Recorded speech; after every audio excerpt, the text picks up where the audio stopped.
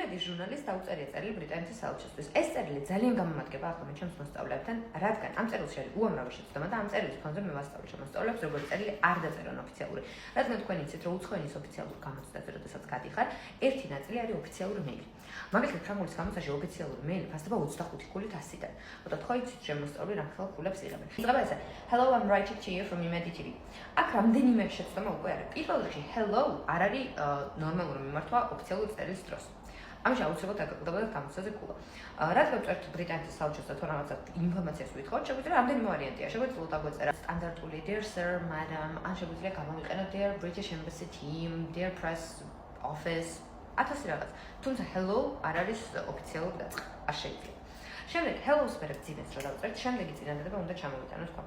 Hello უნდა იყოს ცალკე ხაზზე, hello არ უნდა იყოს პროსტოდ საერთოდ, თუმცა მისალმება რაც გაქვს, dear sir, madam, dear British Embassy team, ტრალივალი. ეს შეგვიძლია დატოვოთ მან. შემდეგი უნდა ჩამოვიტანოთ ქვედა ხაზზე. Hello-ით იმიტომ რომ დაიწყოთ რა პრივეტ, ესე ხო არ იწყებთ იმეილებს, ხო? Hello-ით დაწყო, იგივე არის მაგით რომ დაიწყო. მოკლედ, სერიოზული ოფიციალური მისალმება, ძიმე და შემდეგი ხაზი ჩამოვიტანოთ თქვა. Այս შემდეგი ხაზი როგორც უწარი I'm writing to you from Imedi TV. აბსოლუტურად გაუგებარია რა უნდა. იმიტომ რომ I'm writing to you from Imedi TV რას გულისხმობ?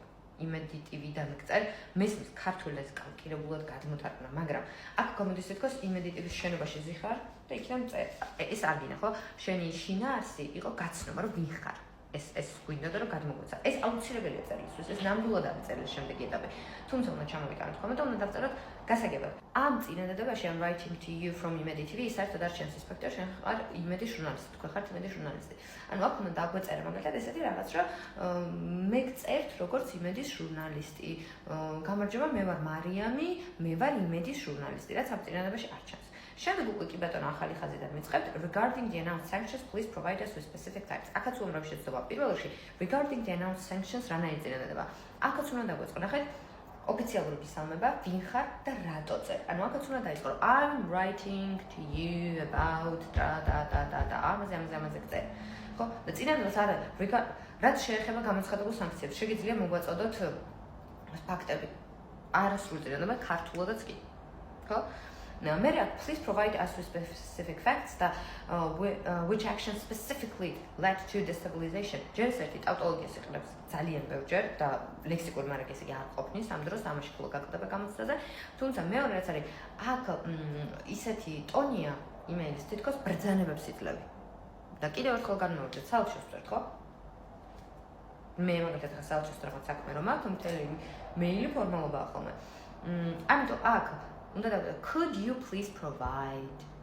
Would it be possible to provide? შესაძლებელი თუ იქნება, შეიძლება თუ არა რომ. ასე შემდეგ საერთოდ ქართულად ეს უნდა დაწეროთ წესით და იქით მეილები.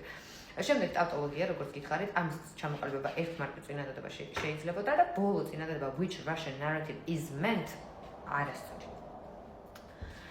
Is being referred to ან რაღაც თუნდაც ჩაგენაცვლებინათ, იმიტომ რომ რა შინაარსის გადმოცემაც გინდათ, ეს შინაარსი არ გადმოიცემა ამ წერილში, სულ სტილისტურად თავი დავარგოთ. შემდეგ აუცილებლად სანამ დაწერთ თქვენ სახელს, გვარს და ჟურნალისტი რო ხართ და Imedi ჟურნალისტი, აქ უნდა იყოს როგორც ოფიციალური მისალმება ქონდა, ოფიციალური დამთავრებაც უნდა იყოს. Best regards, kind regards, with respect. ეს ინგლისურად კიდე მარტივია, თორემ ფრანგულში საერთოდ ფეხებში უნდა ჩაუვარდე ადამიანს. იმ ხელა რაღაც უნდა დაწეროთ, ხოლმე მიიღოთ ჩემი საუკეთესო მოკლედ ამ წერილში 20-დან მაქსიმუმ 4 და ჩაიჭრებოდა რა. ამიტომ ეს წერილი გამოვიყენოთ იმისთვის, როგორ დავწეროთ ოფიციალურ მეილი. როგორ არ დავწეროთ პროსტოდ. და იმისთვის, რომ ვისწავლოთ როგორ დავწეროთ.